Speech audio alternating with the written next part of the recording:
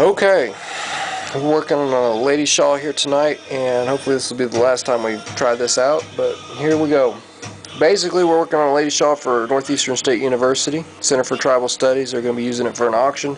Shawls are great for giveaways and everything else. As a guy, I don't really ever pay much attention to, how much a shawl is being used, but you can never have enough shawls.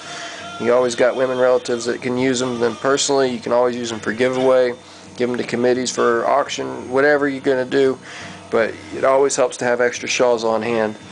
Now, as far as material, this one's made out of gabardine. It's about 66 inches by 63 inches. This was already stitched down by the time it got to me. All I had to do is tie the knots on here. But it's a simple hem stitch all the way around, all four sides. Very basic, very straightforward. Again, this is gabardine. The next thing you've got is fringe. This all came off of a spool, and we've just been working off that section for a while now to get all four sides done. And we've got just this small little section left to get the rest of the shawl done. So again, you got your fringe. Next thing you've got is a needle. You got to make sure the eye is big enough that you don't have to fight with the fringe to get it through that eye every time, because you're going to have to thread it every single time.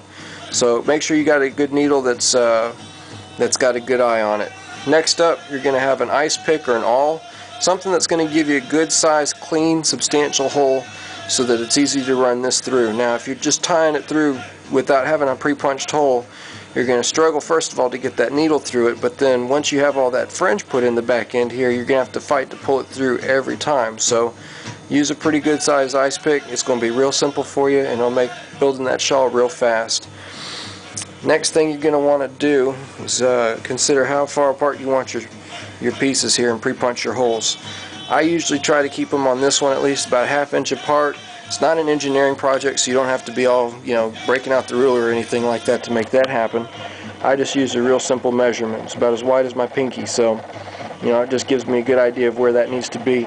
And visually, you're going to be able to sit down and get an idea of where it needs to be. Like I said, it does not need to be perfect, because once you start getting away from it, the less and less you can get into the detail. It won't matter. It doesn't matter. You're just going to be wasting time worried about it. So anyways, next thing you're going to want to do is get that hole punched. Then we're going to pull out some of this thread here. Now, on the fringe itself, it's important to note that this tied together actually. So these just come right off, and it's no problem. This has already gotten started here, but it comes in little bundles of 2 pieces per section basically. So you're just going to want to get 2 pieces and start pulling it straight out. We'll finish that up in just a second. But it just comes straight out, and you'll be good to go there. We're going to set this down so we can give it a try here. The next thing I'm going to say before I get started is that you're going to want an ironing board. At least this is a little trick that I was taught. Ironing board is going to be long enough that you can lay your shawl out without any problems. You can move it around, but at the same time it's got that material that's going to keep that shawl stationary, so it's not going to travel on you. Once you start getting fringe on it, it's going to get heavier and heavier, and if you have it like on the edge of a table or something like that, it's likely to just slide off. So for me personally, you got an ironing board. You can adjust the height of it, to whatever's comfortable for you. It's real straightforward. Now, we've already punched our hole. At this point, all we need to do is take our 2 pieces of fringe that we're working on this time, pull them right out of this little bundle here, set that off to the side. I like to pull the fringe down to the edge here and double it over. So I'm gonna make a little bundle here, and I'm gonna try to push it through this needle. Like I said, you're gonna want one that's got a decent eye so that it's easy to pull that fringe through like that. Now, I double it through because it's a little bit difficult, for me at least, to push these ends through. So I double it over, push the whole thing through, and then pull the ends through. To me, that's just a little bit faster, a little bit easier to do. And you don't need to pull the needle all the way down to the middle here, because all you need to do is just get the ends through the shawl. So we've got the awl in here. I'm going to take this out. I'm going to take the needle, obviously run it through there till those 2 ends come out. And at that point, all you have to do is just trap up your ends. It doesn't have to be exactly perfect or anything like that, but you're going to want to pull that needle off, and then you're going to match up your ends as best as you can. Like I said, it doesn't have to be exact and perfect or anything like that, but just whatever. Pull it tight here so that everything's kind of lined up, and you're going to make a real simple overhand knot. Now this isn't the only way to tie a shawl. There's some people that can do other types of knots. There's other, you can tie multiple knots, double tied, whatever.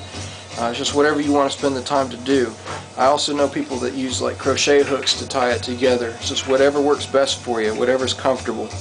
And it'll be really straightforward. After you've done enough of these knots, you get into a little routine. It's you just kind of build a habit of how's best for you to get it done. But just be consistent and do your best to keep things even without getting too worried about making it look perfect. If you get worried about being perfect, you're going to waste a lot of time trying to work on details that don't really matter at all. As I say, I'm trying to slow this down a little bit so that you can see what we're doing. But generally, like I said, as you go along, you're going to want to come up with a real simple routine that's good and effective and fast for you, because you don't want to spend 5 years tying one shawl. So it should be pretty straightforward and easy for you.